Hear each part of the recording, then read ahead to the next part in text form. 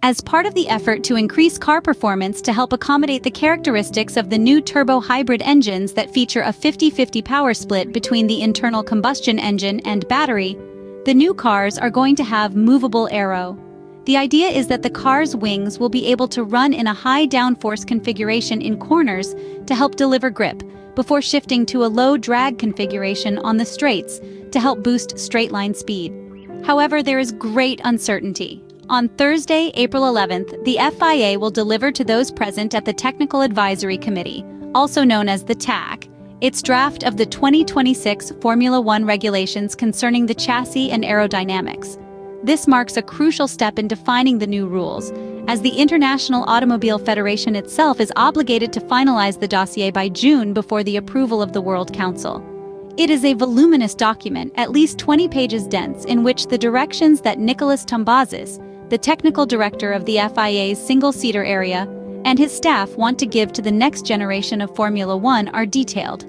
It should be remembered that, with the Concord Agreement expiring at the end of 2025, this regulatory package is not being discussed in the F1 Commission, but is the sole responsibility of the FIA, which has a great opportunity to reclaim power that in the last governance was shared with the promoter and the 10 teams.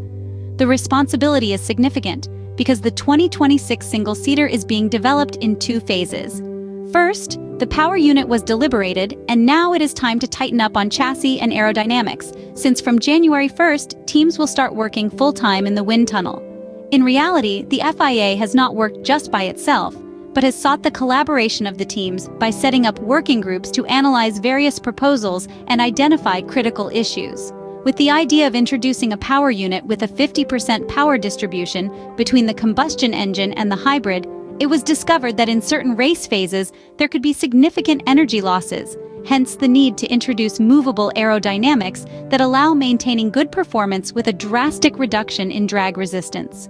In simulations, a rear movable wing was studied that was supposed to act together with the drag reduction system, favoring a drastic loss of drag, with an intervention that seemed the least complicated. However, the Formula One model named Fangio showed great limits. It's true that a good maximum speed was found, but it's equally true that much grip was lost in fast corners, the riskier ones. According to rumors, in fact, with the wing unloaded and the engine at full power, the single-seater would have been unmanageable with sudden spins and an unstable rear end.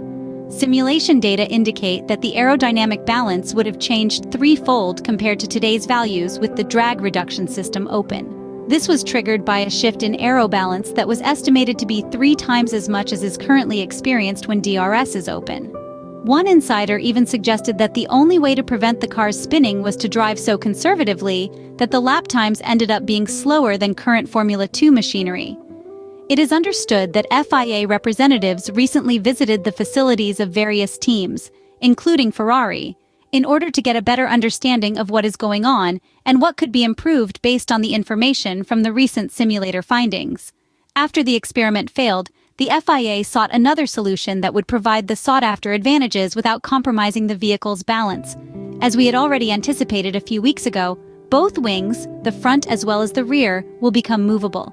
By ensuring that the 2 wings work together, it should help reduce the aero balance offset that has been causing trouble in the simulator. These 2 elements in conjunction need to work with each other if the cars are going to deliver the performance characteristics hoped for. This will likely require some tweaks to the front wing plan. This novelty will make the new Formula One cars even more complex, making it harder to achieve the weight reduction that is being pursued with cars that are decidedly more compact with narrower 1,800 millimeters and shorter wheelbases. 16-inch tires had also been proposed, but Pirelli, at the last Technical Advisory Committee, opposed this to maintain the 18-inch standard that was introduced in the 2022 Formula One Championship. Some fear the creation of Frankenstein cars because of the way that the chassis rules had to be adapted around the decision made in terms of power unit, but Christian Horner, team principal of Red Bull, who was the main opponent of the proposals under discussion, is adjusting his stance.